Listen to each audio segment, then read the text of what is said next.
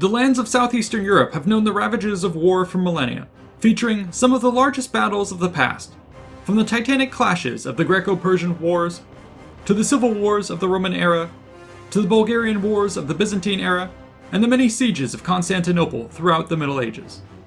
The stories of each of these conflicts has been told many times in isolation, but rarely have they been contextualized together with big data. Today, let's explore the fascinating analytics behind the biggest battles of antiquity and the Middle Ages in southeastern Europe. I absolutely love diving under the hood of history to cover topics such as logistics, whose invisible hands play a far greater role in world affairs than we often give them credit for. You can learn much more about this unseen world through our sponsor, Curiosity Stream, the best place to find and watch documentaries about science, history, technology, nature, travel, and so much more. Curiosity Stream has exclusive, award-winning films and shows that you can't watch anywhere else. It's the Hulu for history buffs and the Disney Plus for science lovers, which features the deepest collection of documentaries of any streaming service out there. Here's a taste of some of my favorite content on their platform. Rebuilding Ancient Rome brings antiquity to life by combining stunning 3D recreations and the archaeological expertise of Dr. Darius Arya, from the Circus Maximus to the Harbor of Trajan and the Baths of Caracalla. It's everything we aspire to achieve with our own True Size series. Another gem is The Lost Kingdoms of Africa, which covers the unsung civilizations of the continent. From the regions of Nubia to Ethiopia, Zimbabwe, and more, I learned a ton. Other highlights for me include a documentary series on how Legos are made, and a fascinating David Attenborough special on how animals produce light. I could go on, but you get the picture. This is the place for people who want to know more. With new shows added every week and content available worldwide to watch across all your favorite streaming devices, I can highly recommend it. So go to curiositystream.com/Invicta or scan the QR code for unlimited access to the world's top documentaries and non-fiction series. And for our fans, use promo code Invicta and you will save 25% off.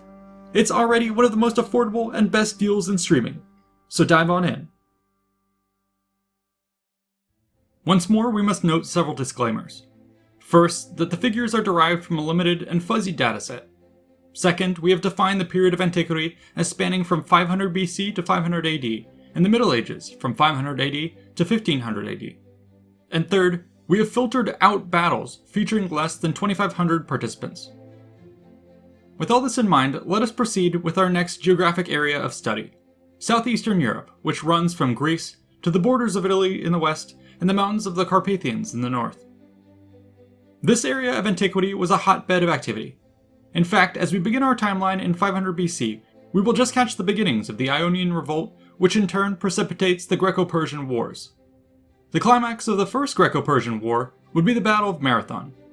It would be here in 490 BC that roughly 10,000 Athenians and Plataeans would bottle up the large invading fleet and around 25,000 infantry in the plains of the bay.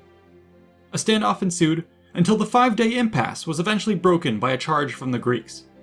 The exact details are uncertain, but it seems a strong assault upon the wings allowed the Athenians to collapse upon the center and drive the enemy to flight. 10 years later, the Persians under King Xerxes would return with an even larger force to subjugate the Greeks. The first major clash would be the simultaneous land battle of Thermopylae and the naval battle of Artemisium. The former of these famously saw a small force of 7,000 Greeks hold the hot gates against a massive army. Ancient sources claim the Persians numbered 1 million or more men. However, modern historians place this number closer to 100 to 200,000. What proportion of these were deployed at Thermopylae is unknown. Likely many were diverted for other duties, such as taking part in the sea clashes near Artemisium, which boasted several hundred ships on either side. Estimates place the Greek fleet of 270 ships at 4,000 marines and 45,000 rowers, with the Persian fleet of more than 2 to 3 times its size, boasting around 15,000 marines and 150,000 rowers. Of the two simultaneous battles, this was clearly the larger encounter when counting the ship crews. Yet after several days of sparring, the defeat of the Greeks at Thermopylae prompted the withdrawal of the Allied fleet before either side could gain a decisive advantage. The next major action would occur at the Battle of Salamis a few weeks later. It would be here that 370 Greek warships would make their stand against the numerically superior Persian fleet of around 700 to 1,000 ships. Typical triremes carried a complement around 170 rowers and about a dozen marines. Thus, we might estimate that at Salamis, The Greeks fielded some 5,000 marines and 63,000 rowers against the 15,000 marines and 150,000 rowers of the Persians.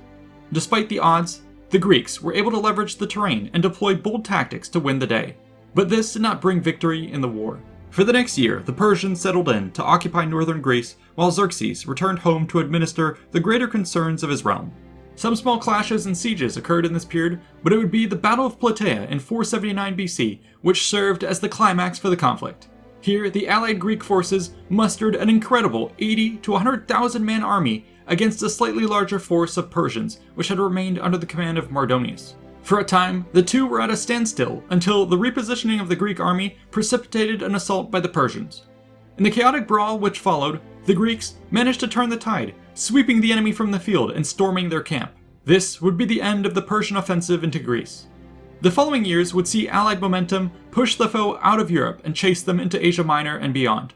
Thus, these conflicts will fall out of our geographic area of focus for now. The next conflicts which enter our field of view will be those which took place when Greeks turned on Greeks. This occurred soon after the immediacy of the Persian threat waned and the burgeoning Athenian Empire under the guise of the Delian League came to take up the mantle of the oppressor. What followed would be nearly a century of bloody conflict which largely fell under the umbrella of the Peloponnesian Wars. We won't have time to cover this in much detail, other than to point out the high frequency of clashes which at times did rival those of the Greco Persian Wars.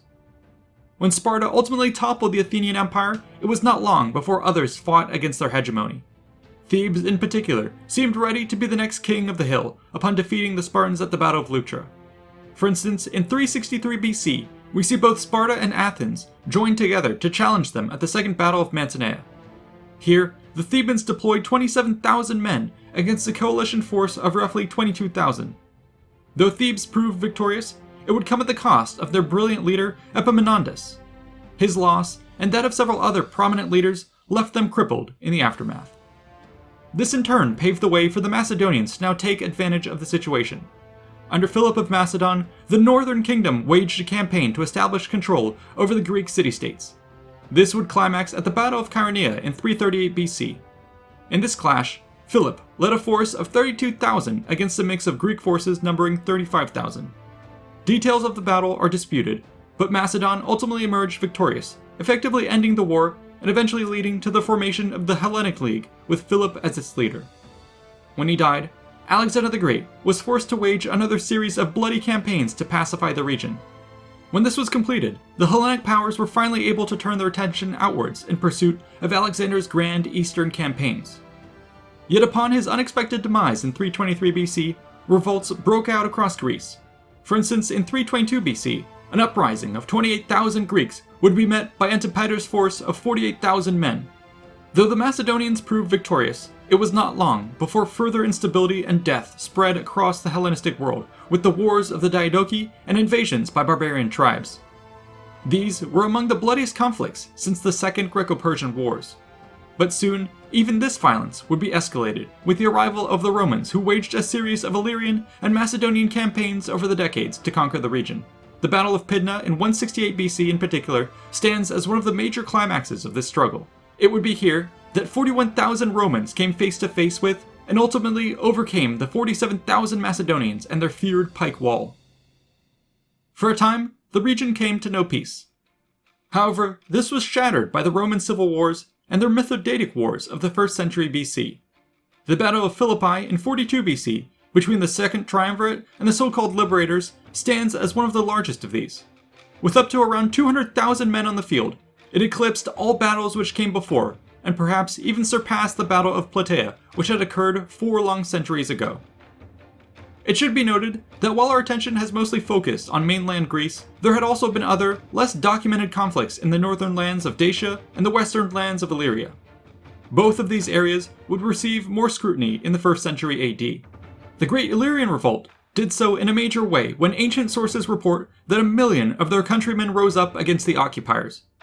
Exact figures are hard to come by, but it seems that when the Romans deployed 15 legions and many auxiliaries, the total number of combatants in the war may well have exceeded 200,000. The Dacian Wars of Domitian and Trajan also saw the large-scale deployment of legions to fight a series of wars along the frontier. Over the following years, these borders would be defended by the deployment of several legions and the establishment of a series of fortifications. Such defenses would be tested on many occasions, though many of these events lack records of troop counts. From the 3rd century onwards, however, we see a substantial uptick in the level of fighting across the region, as civil wars and barbarian invasions stained the lands in blood. While not the largest of these conflicts, the Battle of Adrianople in 378 AD stands as one of the most famous battles of the period, when an army of around 15,000 Goths crushed an Eastern Roman army of 20,000 men, including the Emperor Valens himself. The early medieval period would see many new foes take swings at the Eastern Romans. This included several sieges of Constantinople by the Sassanids, the Umayyads, and the Rus. One of the most brutal conflicts, though, would be the many Bulgarian wars of the 9th and 10th centuries. The Battle of Plishka in 811 AD was a particularly large conflict which saw 50,000 Bulgarians under Chrome the Fearsome destroy an army of 70,000 Byzantines, including the Emperor Nicephorus I. The 968 and 971 AD invasions of Sviatoslav also stand as other periods of intense conflict, with some 80,000 soldiers taking part in the action. Over these years, the Eastern Romans would take many hits, but it would be the Siege of Constantinople in 1204 AD that would be backbreaking. Here, some 22,000 men of the Fourth Crusade overcame the defenders, utterly sacking the Byzantine capital. In the aftermath, successor states attempted to carry on the torch, but played a smaller role in geopolitical affairs. From the mid-14th century on, it would now be the encroaching Ottomans who increasingly came to dominate affairs in the region. In these matters, they would be challenged by the local Christian nations and crusading armies sent forth from the west to stop them. The Battle of Varna in 144 AD was a particularly critical moment in which the roughly 50,000 men Ottoman force defeated the comparably sized coalition of crusaders. Victory allowed them to continue their advance until in 1453 they took Constantinople itself in a great siege. This was a watershed moment for the era, which marked the effective end of the last vestiges of the Roman Empire. The remainder of the 15th century would see the Ottomans take up their mantle with continued wars of conquest meant to dominate the former lands of the Byzantines.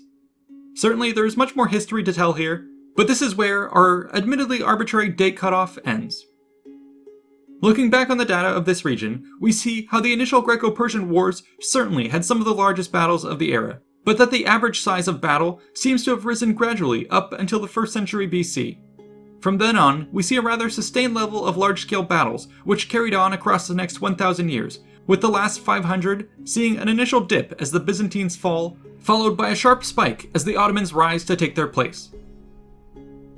Applying some basic statistics on our battles of Antiquity versus the Middle Ages yields the following box plots.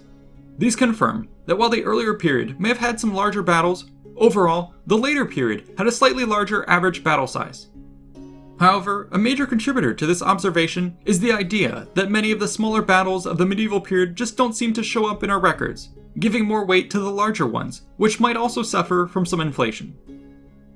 Yet even with these caveats, it's an interesting counterpoint to prior trends, which had shown a more precipitous drop in figures when passing from Antiquity to the medieval era. Let's now pull in the data from our previous coverage of the regions of France and the British Isles. It's a lot to look at, so let's overlay some moving averages.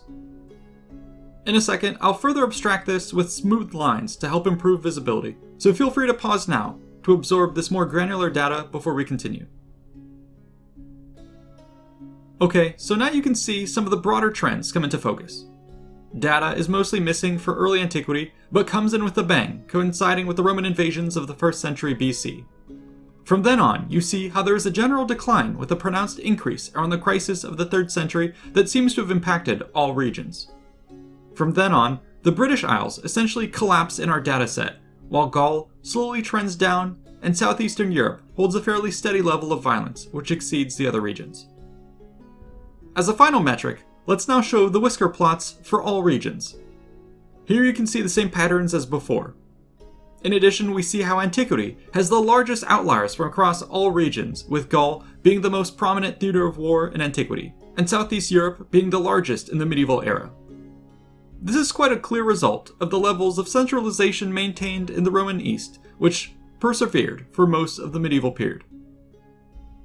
Stay tuned for more episodes in the series as we dive into the analytics for additional regions and compare them. I'm particularly excited to present the data for Italy, which shows off the activity of the Romans during their dramatic rise to power.